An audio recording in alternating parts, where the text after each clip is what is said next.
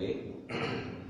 Astaghfirullah rabbal baraya. Astaghfirullah minal khataya. Rabbi zidni ilman nafi'an wa waffiqni amalan sholihan. Astaghfirullah rabbal baraya. Astaghfirullah minal khataya.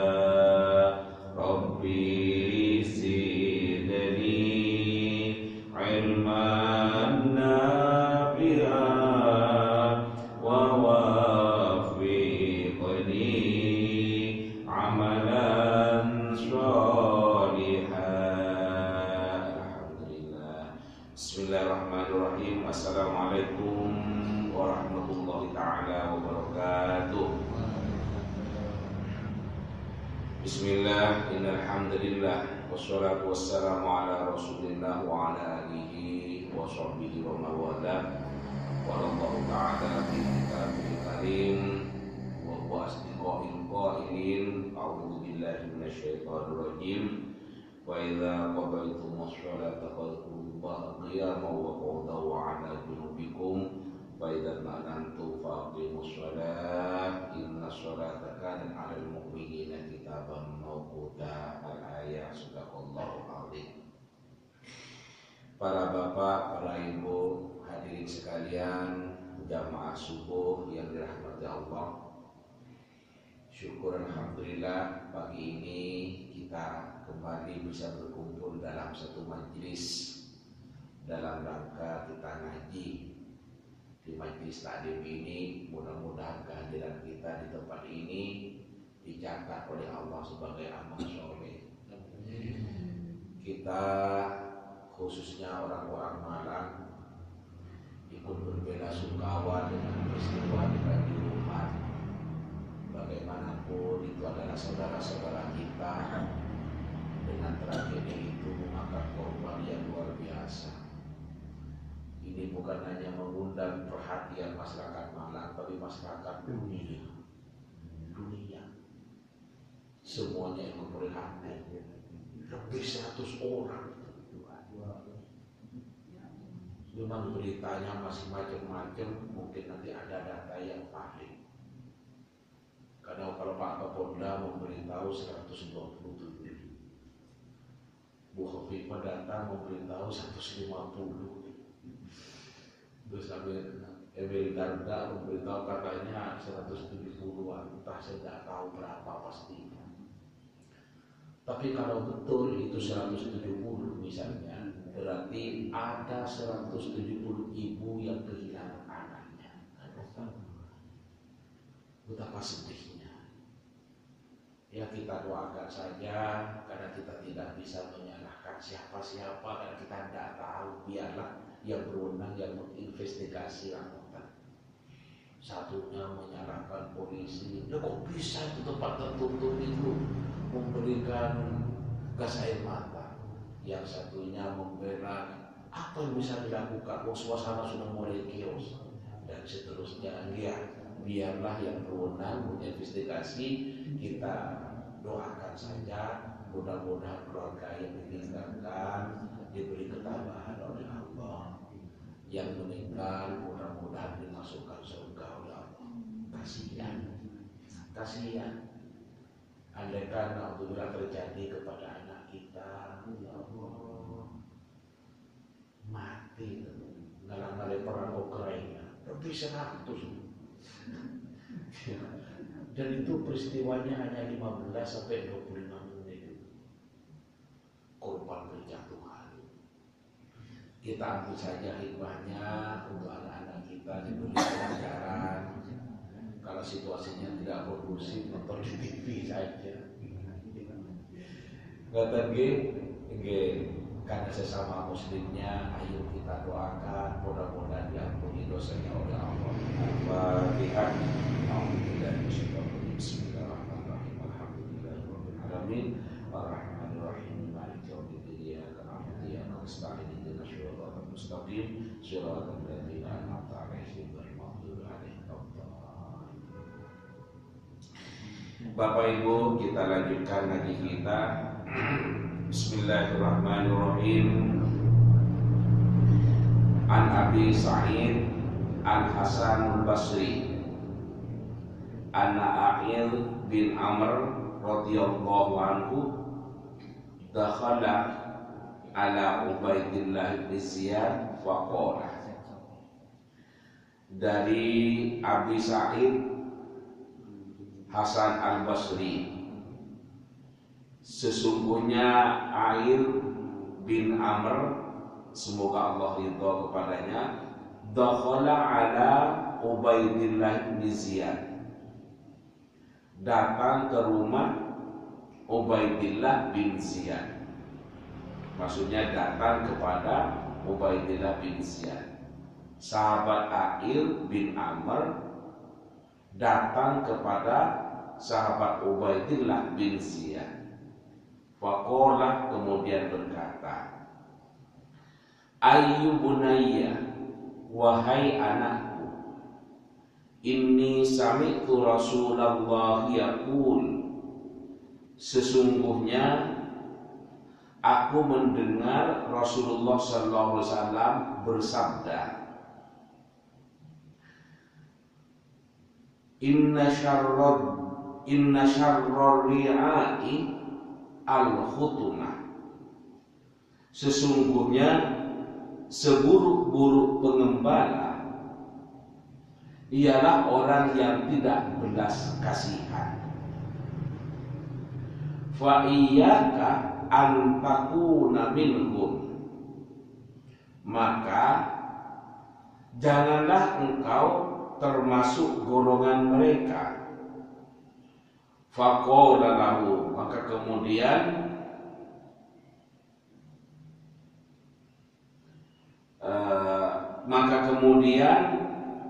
Aqil bin Amr berkata,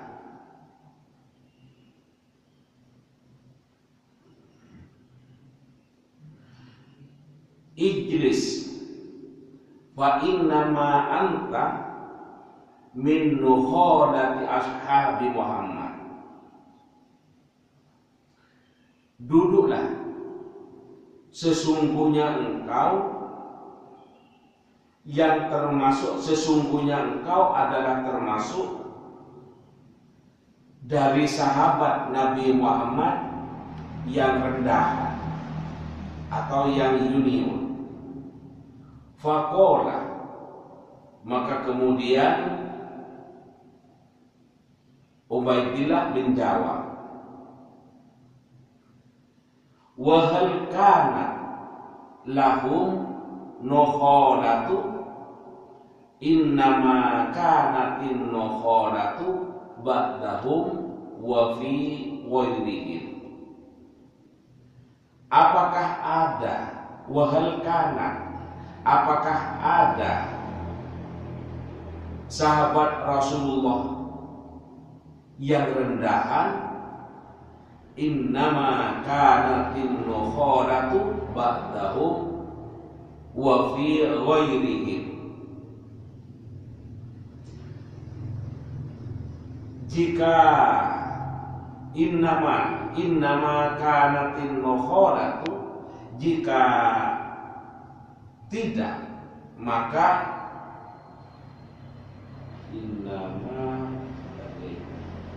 fa innama anta min nukhalatin ashabi Muhammad sallallahu alaihi wasallam. Wa hal kanat lahum nukhalatu, apakah ada sahabat yang rendahan, sahabat Rasulullah maksudnya yang rendahan? Innama kanatin nukhalatu ba'dahum wa fi ghairihim. Sesungguhnya jika ada sahabat yang rendahan adalah sahabat ba'dahum, setelah Nabi, wa fi, setelah para sahabat yang menangi Nabi itu, ba'dahum wa fi ghairihim, atau memang bukan sahabat. Ya, saya ulangi, innama kanatin nukhalatu, jika ada sahabat yang rendahan, ba'dahum adalah sahabat yang setelah Nabi itu, wa fi wailihim, atau memang bukan sahabat. Ruwahu Muslim, ruwahu meriwayatkan pada hadis ini Muslimun, Imam Muslim. Para bapak, para ibu, jamaah yang dirahmati Allah, apa yang dimaksud dalam kandungan hadis ini? Rasulullah dalam hadis ini menyebutkan inna syarror ri'ai al-khutama, sesungguhnya seburuk-buruk pengembala ialah orang yang tidak punya belas kasihan. Ri'a atau ro'i itu juga bisa bermakna pemimpin atau penguasa. Maka kalau bermakna pemimpin atau penguasa, maka makna daripada hadis ini adalah sesungguhnya seburuk-buruk penguasa itu adalah orang yang zalim. Dalam hadis ini digambarkan oleh Rasulullah ibaratnya seperti pengembala. Pengembala yang buruk itu, kata Rasulullah, adalah pengembala yang tidak punya belas kasihan. Pengembala, bukan pengembara, pengembala. Pengembala itu adalah ibaratnya seorang penguasa atau seorang pemimpin. Seorang pemimpin atau seorang penguasa yang paling buruk itu adalah yang zalim, yang tidak punya belas kasihan kepada yang dipimpin. Ini. Kemudian lanjutan dalam hadis berikutnya ini adalah masih senada walaupun berbeda. Saya bacakan lagi.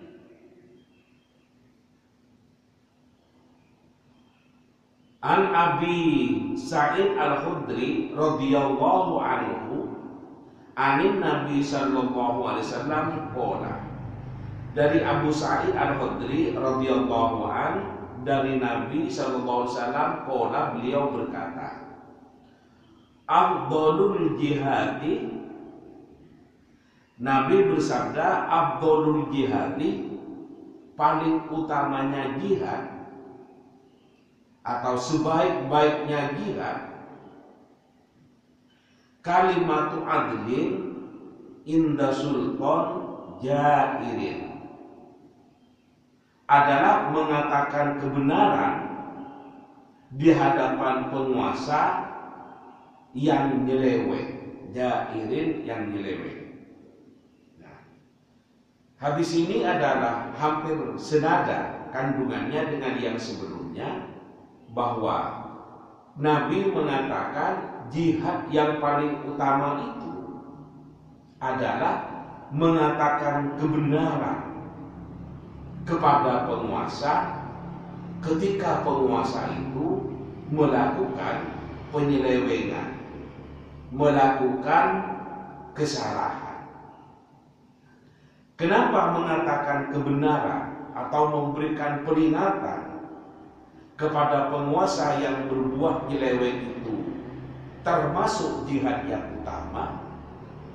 Ini karena satu, tidak semua orang itu berani mengatakan atau mengkritik ketika sang pemimpin itu berbuat salah. Tidak semua orang itu berani untuk memberikan kritik.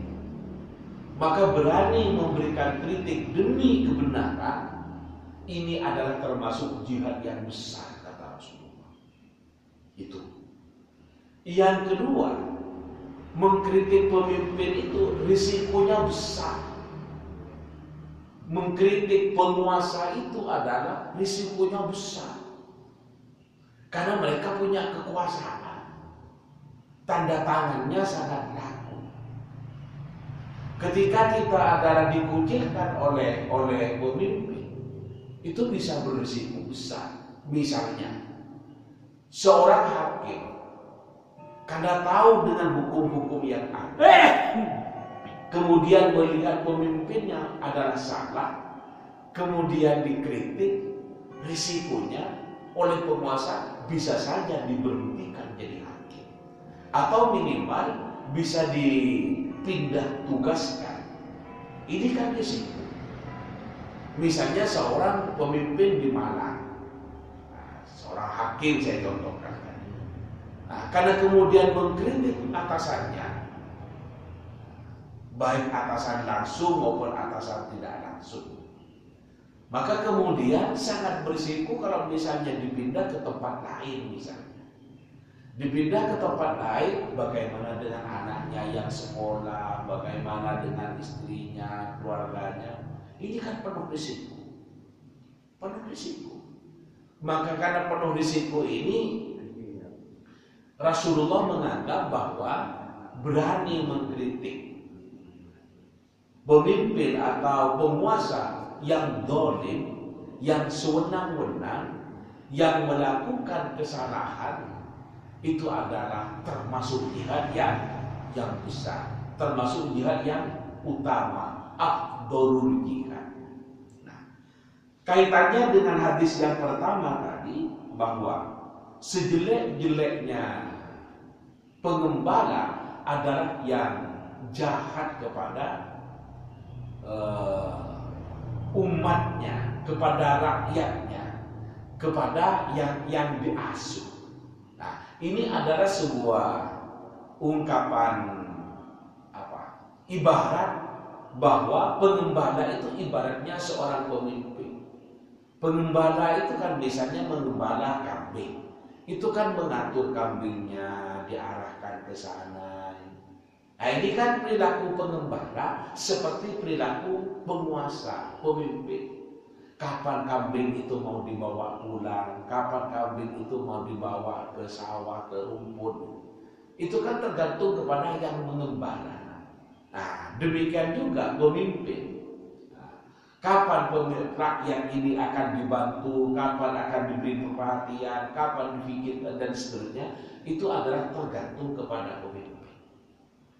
Nah, karena itu maka jika pemimpinnya baik, maka kemungkinan untuk rakyatnya menjadi hidup sejahtera, damai dan tentram itu sangat besar kemungkinannya. Sebaliknya, jika pemimpinnya itu adalah zalim, pemimpinnya hanya hidup untuk memperkaya diri, membela kepada kelompok-kelompoknya saja dan koleganya, tidak bersikap adil dan bersifat menyeluruh kebijakannya, maka yang seperti ini adalah termasuk pemimpin yang zalim. Ketika pemimpin itu zalim atau melakukan perbuatan yang nyeleweng, maka kemudian ada orang yang mengingatkan, maka yang mengingatkan ini sesungguhnya adalah, kata Rasulullah, termasuk jihad yang besar. Karena tidak semuanya orang berani, tidak semuanya orang berani, tidak semuanya orang berani. Dan kalaupun ada yang berani, itu memiliki risiko yang sangat besar. Karena tidak semua orang berani, dan yang berani memiliki risiko yang besar, ini oleh Rasulullah adalah dianggap sebagai afdhalul jihad. Jadi inna syarrul ri'ai al-khutumah, sesungguhnya penguasa yang paling jelek atau dibalik seburuk-buruk penguasa itu adalah penguasa yang zalim, yang zalim, yang jahat kepada pemimpin. Menjadi pemimpin itu adalah hebat. Hebat. Itu pahalanya adalah sangat besar. Ketika orang lain istirahat, pemimpin itu adalah memikirkan tentang umatnya. Waktunya adalah termanfaatkan untuk memikirkan umat. Tetapi demikian, jika salah dalam menggunakan kekuasaannya, kekuasaannya dimanfaatkan untuk kepentingan pribadi, bahkan untuk kepentingan maksiat, maka ini adalah seburuk-buruknya ya, menjadi seorang pemimpin, dan itu dosanya besar. Kalau kita dosa kepada Allah, maka kita tinggal memohon ampun kepada Allah. Kalau dalam memohon ampunnya kita menyesali perbuatannya, berjanji tidak akan mengulangi lagi, kemudian memohon ampun yang setulus-tulusnya, insya Allah dosanya atau kesalahannya akan diampuni oleh Allah. Karena Allah adalah Zat Sang Maha Pengampun. Innallaha ghafurur rahim. Zat Sang Maha Pengampun. Tapi kalau kita salah kepada rakyatnya, salah kepada umatnya, kapan kita akan memohon ampun? Kalau kita belum minta ampun kepada rakyatnya, tentu Allah tidak akan mengampuni, karena salah kepada orang itu termasuk kesalahan yang hakul adami. Nah, salah yang hakul adami yang harus minta maaf dulu kepada orang yang pernah kita sakiti. Nah, demikian juga kita jadi rakyat. Kita jadi rakyat. Kita doakan mudah-mudahan sang pemimpin diampuni dosanya ketika melakukan perbuatan salah. Kita berikan masukan-masukan atau pikiran-pikiran yang benar, pendapat-pendapat yang benar ketika pemimpinnya melakukan kesalahan atau tidak melakukan kesalahan. Kita berikan pikiran yang benar agar tidak melakukan kesalahan. Artinya memberikan pencegahan agar sang pemimpin jangan sampai melakukan kesalahan. Kalau sang pemimpin itu adalah benar, kemudian rakyatnya terus menjelek-jelekkan, kapan rakyat itu akan meminta maaf kepada sang pemimpin? Iya kalau ketemu, kalau tidak, kan gitu. Maka dari itu kita harus berimbang. Sang pemimpin harus bertindak benar, benar menurut hukum Allah, benar menurut hukum manusia. Kemudian sang rakyat juga harus memberikan arahan yang benar, memberikan kritik yang benar jika sang pemimpin kepelincuk berbuat salah, dan jika sang pemimpin tidak melakukan kesalahan, maka kita tidak bijak jika selalu menyalahkan pemimpin. Kenapa kita perlu mengingatkan pemimpin? Kita kan hanya rakyat, kita kan hanya bawahan. Rasulullah mengatakan al-insanu mahallul khata' wan nisyan. Manusia itu ada tempatnya salah dan luput. Termasuk pemimpin. Pemimpin itulah ada benarnya, tapi juga ada salahnya. Artinya bukan karena pemimpin kemudian menjadi benar terus, belum tentu. Sebaliknya karena rakyat dianggap menjadi salah terus, juga belum tentu. Nah, bisa saja pemimpin ada benarnya, bisa saja pemimpin ada salahnya. Nah, demikian juga rakyat. Nah, ini kalau dalam skala kehidupan sosial. Dalam skala kehidupan rumah tangga sama. Pemimpin dalam rumah tangga itu adalah ayah. Kalau dari istri adalah suami. Suami ibu-ibu itu adalah pemimpin. Ar-rijalu qawwamuna 'alan nisa. Laki-laki itu sebagai pemimpin dalam rumah tangga itu bagi istrinya, bagi perempuan. Itu adalah pemimpin. Karena itu maka sebagai ayah dari anak-anaknya, sebagai suami dari istrinya, Rasulullah menyebutkan kullukum ra'in wa kullukum mas'ulun an ra'iyatihi. Setiap di antara kamu itu adalah pemimpin. Dan setiap pemimpin itu akan ditanyain pertanggungjawabannya.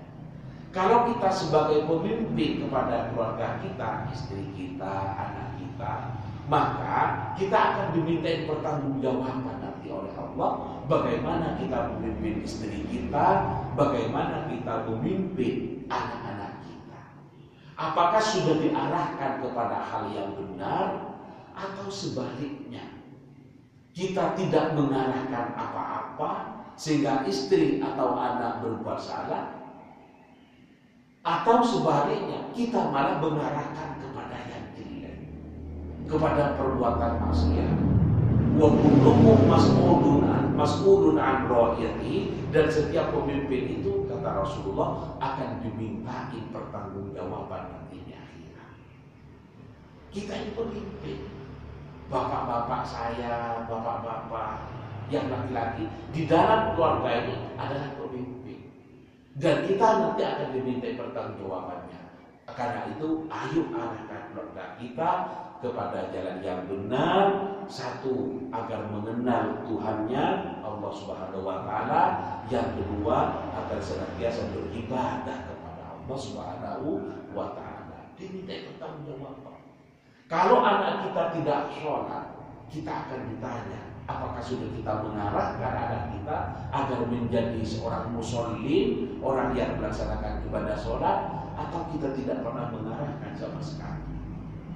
Kalau kita sudah mengarahkan kepada istrinya, sudah diarahkan agar melaksanakan sholat, anak-anaknya sudah disekolahkan ke sekolah yang benar, agar mengerti Tuhannya, agar melaksanakan sholat, agar membaca Al-Quran, agar beribadah kepada Allah, agar berakhlak baik kepada tetangga dan kepada orang lain.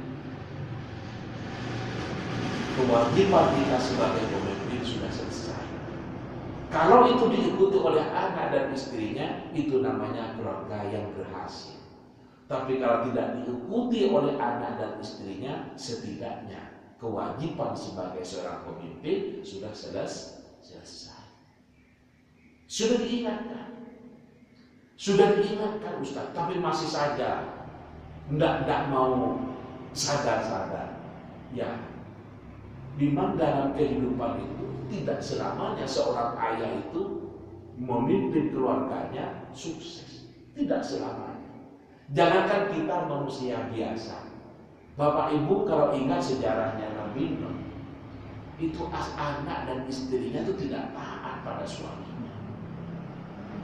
Istrinya Nabi Nuh tidak taat pada suaminya. Anaknya sinten Nabi Kan'an itu tidak taat pada suaminya.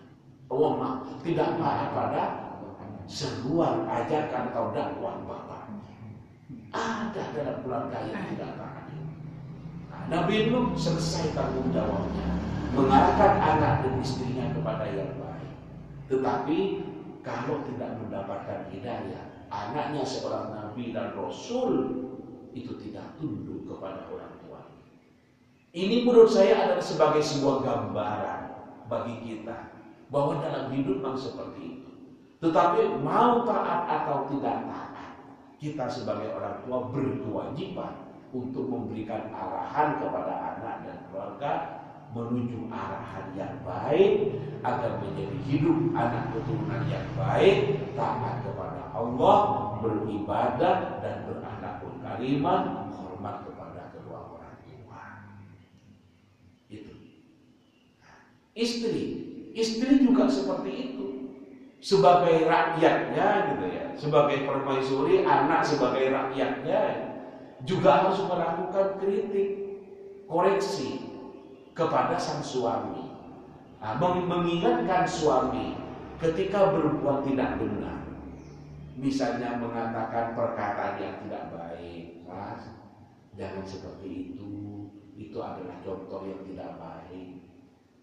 Tidak selamanya suami itu mau diingati.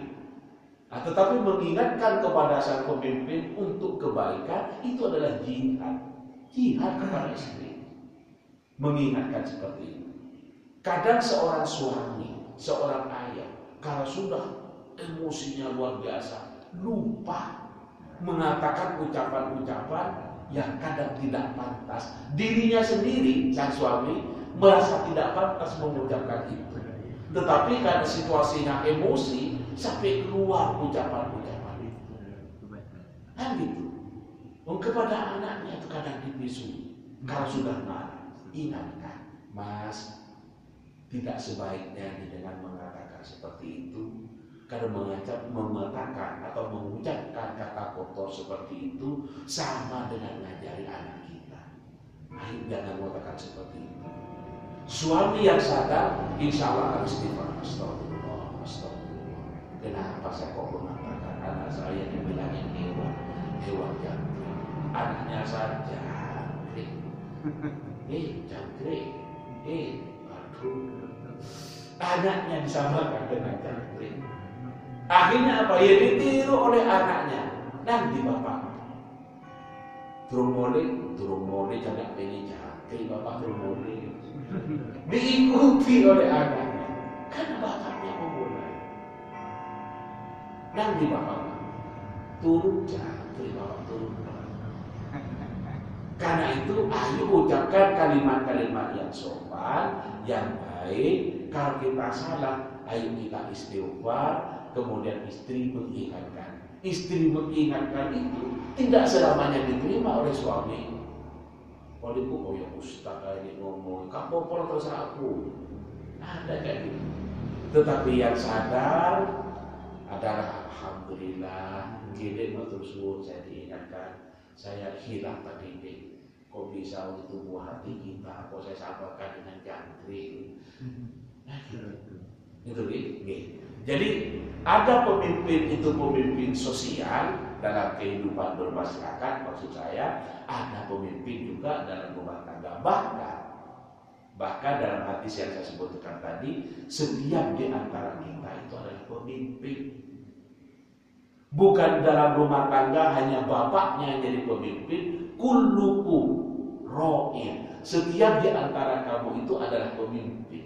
Setidaknya pemimpin terhadap dirinya sendiri.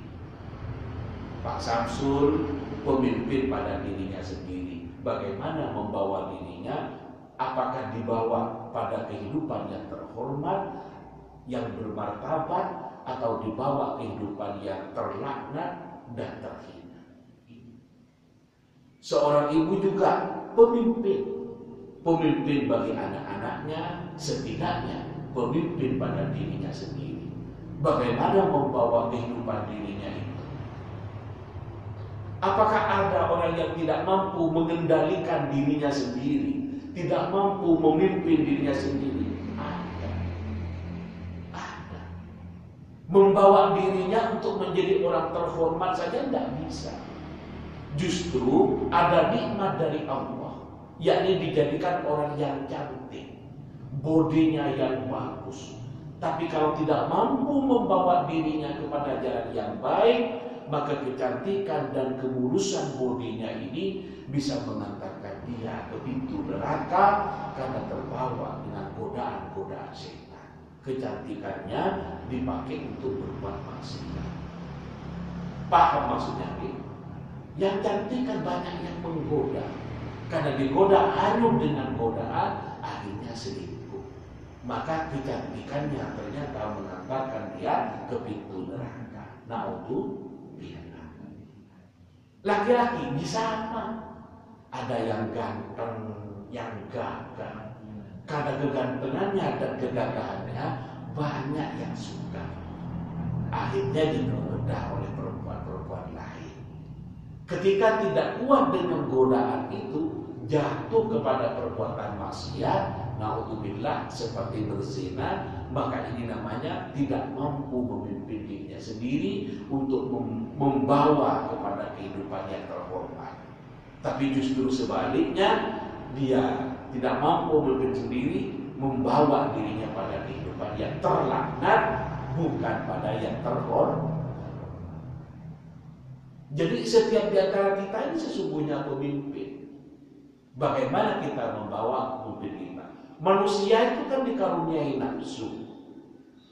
Manusia itu juga dikaruniai akal pikiran. Manusia itu juga dikaruniai hati nurani. Hati nurani.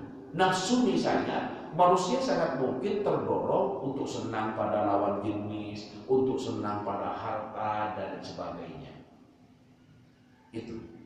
Nah, tapi kalau mampu mengendalikan, maka tidak akan mengumbar nafsunya kecuali jika sudah halal menjadi suami istri. Nah, mampu mengendalikan itu adalah dari akalnya. Akalnya itu dibimbing oleh agama, tahu bahwa agama itu adalah melarang, bahwa itu adalah perbuatan yang maksiat kepada Allah, kemudian tidak melakukan hubungan sebelum melakukan pernikahan atau sebelum dilangsungkan pernikahan, sebelum sah. Itu manusia juga punya hati nurani, tapi kalau hati nurani dikalahkan oleh nafsunya, maka sangat mungkin manusia bisa berbuat salah karena nuraninya kalah. Coba misalnya nurani kita mencuri punyanya orang itu boleh apa tidak? Nurani kita mengatakan tidak boleh. Berhubungan badan dengan selain istrinya, apakah boleh? Siapapun, hati nurani itu adalah mengatakan tidak boleh. Tapi hati nurani ini bisa dikalahkan oleh nafsu manakala kita tidak mampu mengendalikan nafsunya secara baik dan benar. Nafsu itu akan menjadi baik dan benar kalau dibimbing oleh akal, dan akal itu adalah dibimbing oleh akal. Karena itu akal manusia itu ada yang terbimbing, tapi ada juga yang liar, yang tidak terbimbing oleh nilai-nilai kebenaran dari agama. Itu namanya akal yang liar. Karena itu maka kita ngaji semacam ini di pagi hari, menyisihkan waktu selain mendapatkan keutamaan pahala dari Allah, juga dalam rangka agar membimbing kita, dibimbing oleh agama, sehingga keberadaan kita senantiasa diridhoi oleh Allah Subhanahu wa ta'ala. Keberadaan kita, perbuatan kita, tingkah pola kita, ucapan kita senantiasa dibimbing oleh kebenaran agama.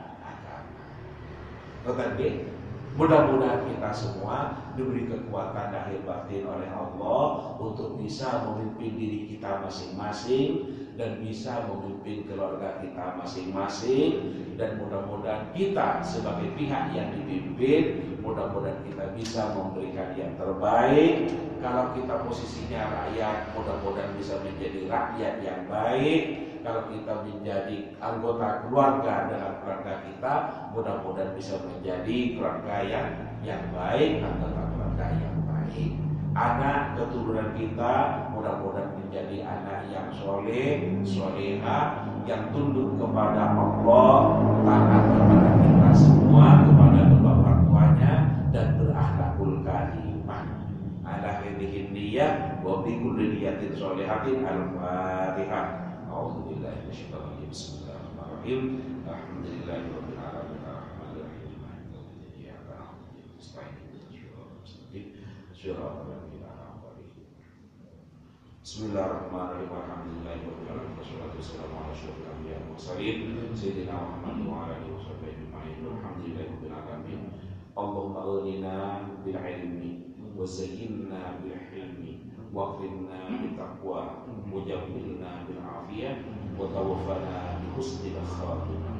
Allahumma alif baina qulubina wa aslih dhata bainina wa hdina subulas salam wa najjina minal dhulumati ilan nur wa jannibna al-fawahisha ma dhahara minha wa ma batan.